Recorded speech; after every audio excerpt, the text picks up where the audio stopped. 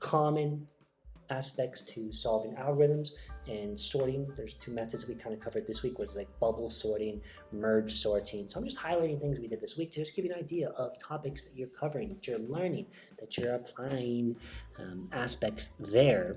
In addition with the sorting, the redux, we also covered WebSockets. Now with WebSockets, it allows you the developer or even the user that's interacting with your web page to not have to refresh the page to retrieve information. A WebSocket is allowing a user to stay in the same page. Like right now, I'm still in the same web application page, and I'll be able to reload, or I'll be able to fetch or pull for information without actually having to hit the reload button right here, as you can see. So yeah, we went into depth more about WebSockets.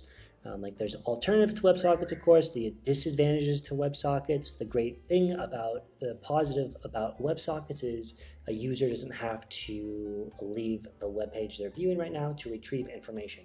I think that wasn't talked about, but I think a great example of that would be individuals that are using any type of application, both mobile, on the computer, that is finance-based, and you're retrieving prices of different commodities, of different stocks, of different companies, of whatever the case may be, that it has a financial value.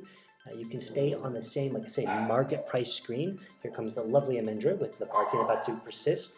So in this case, we're just going to roll with it because that is the name of the game in life. You are given a dog barking in the background and you just have to play with it. I like to say, in this case, life's about having any problems that come your way and solving it as if they're your dance partner and knowing how to go about the sequence of dancing, the give and take, the leading and the following. With that said, and the barking stopping, with WebSockets. So one way you can view WebSockets in the developer tools is when you open up the developer tools, you can go to network, and upon network you'll see there is a WS, is like a filter button, and the WS is what's going to allow you to see a page for WebSockets. And like refresh this page, we're going to go see if WebSockets are taking place. In this case, it does look like these bars here kind of represent like waterfall, so it basically has to do with like the timing of web loading. Again, you can see currently my Wi-Fi, in this case, the data on my phone is very slow for loading Notion.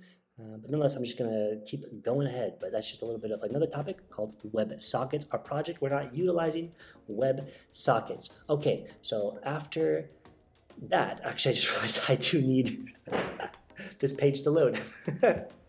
Okay, so WebSockets.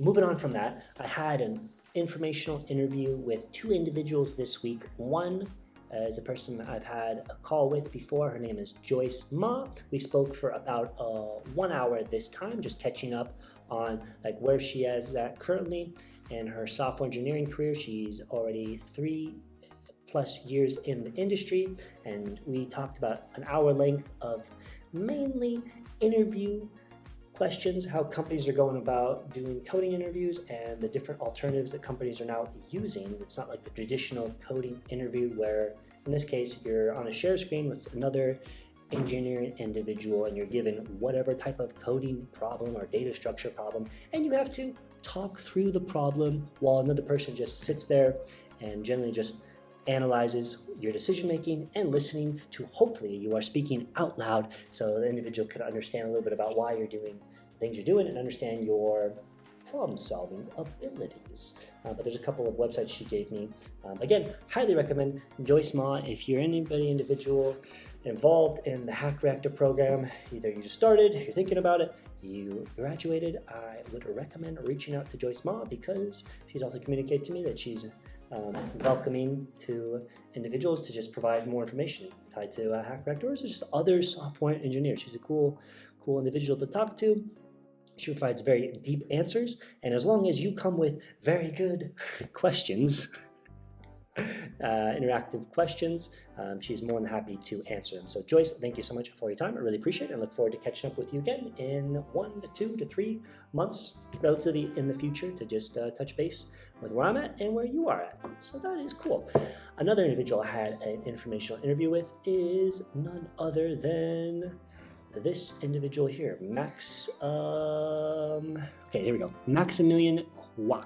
Hopefully, Max, I pronounced your name right. I had a 30-minute interview with this gentleman. He is the business owner of this website here called JobFit. JobFit allows and focuses for enhancing bootcamp graduates to land their software engineering job or a job in tech through non-traditional routes.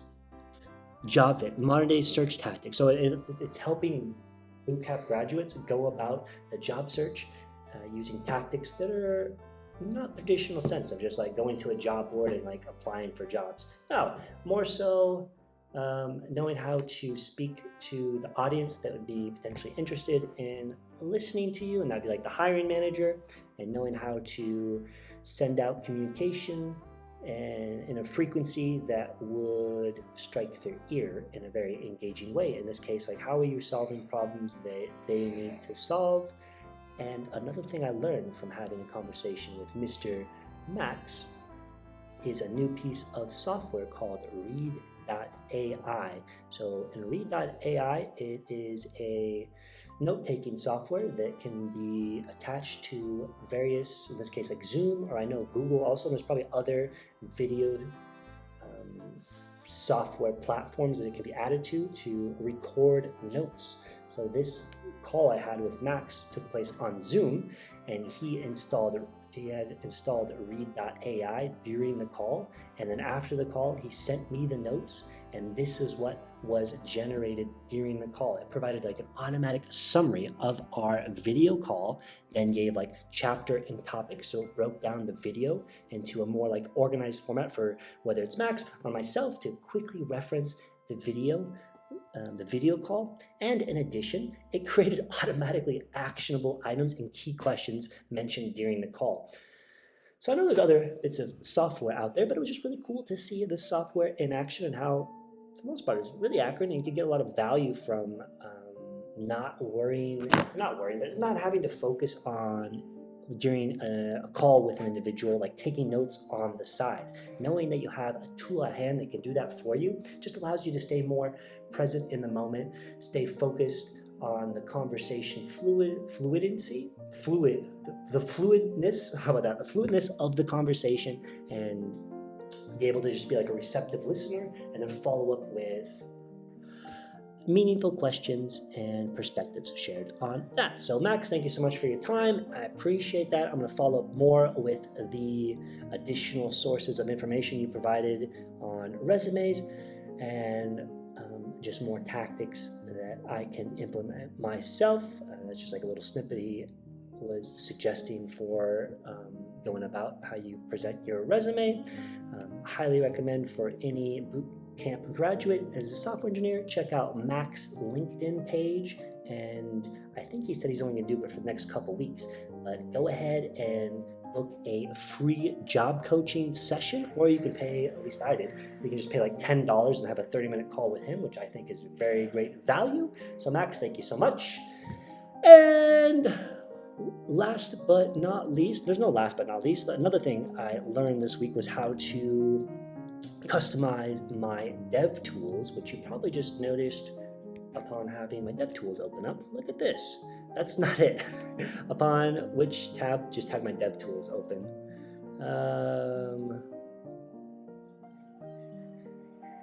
Well, here we go.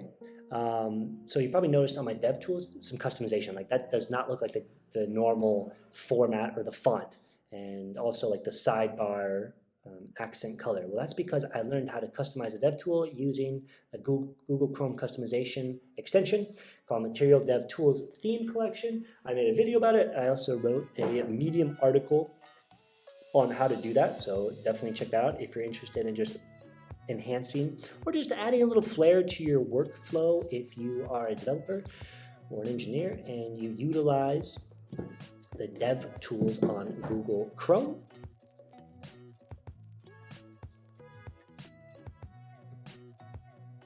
And another thing I would like to mention is during some additional like resources of just my own learnings of what's going on in the industry at the moment, obviously one of the main topics, buzzwords you want to say, or just what's on a lot of people's minds, or a lot of people's focus, or a lot of people's time when they're reading and consuming media, is different aspects of AI. In this case, I'm going to bring AI into the picture, and an article that was published about a month or two ago, when was it? In April 26th on businessinsider.com with the title, The End of Coding as We Know It. I remember I read this article recently, right around the time it came out, but I stumbled upon the individual it was referencing, Adam Hughes, and I was wondering, who the heck is Adam Hughes?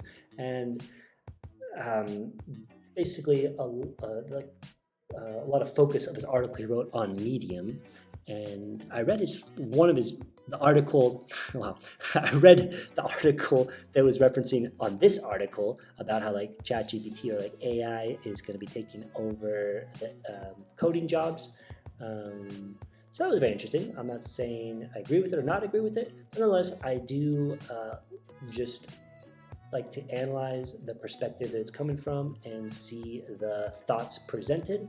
And then recently, he did an article earlier this month, another article about nervous ChatGPT will steal your programming job. And now he's bringing the perspective of how software developers deal with anxiety. And the cool thing about this, when I read it, I just referenced and made a thoughtful comment back. And upon that thoughtful comment back, it was pretty cool to see, I wrote like a really long comment. It was pretty cool to see Adam Hughes, who's also another developer, write back a thoughtful comment back. So thank you so much, Adam. I still need to reply, but I appreciate that, and that's pretty cool. Thank you for your comment. It made my day. Cool. Glad it did, Adam. Okay, the last thing I just want to highlight is where we are currently at in our project. In our project, we finished up the back end. So the back end consisted of all of these different endpoints on our FAST API. And we also installed, we're using Mongo database, but in order to retrieve or see like the data that we're using, we are using like Mongo Express, or we are also using the MongoDB Compass. With the MongoDB Compass, where it allows us to see our data just more easier. Let's just put it that way. There's something though I do need to update on my end, because every time one of us or one of my team members updates the database, we then have to export the data, and then another person has to import it to keep up to date with that. And I'm sure we could find a better workflow in that regard, but that's like the workflow we're going with right now. A little bit about what we did code-wise this week is we focused on the front end, and the front end of our project would be in the GHI folder. Move myself over here.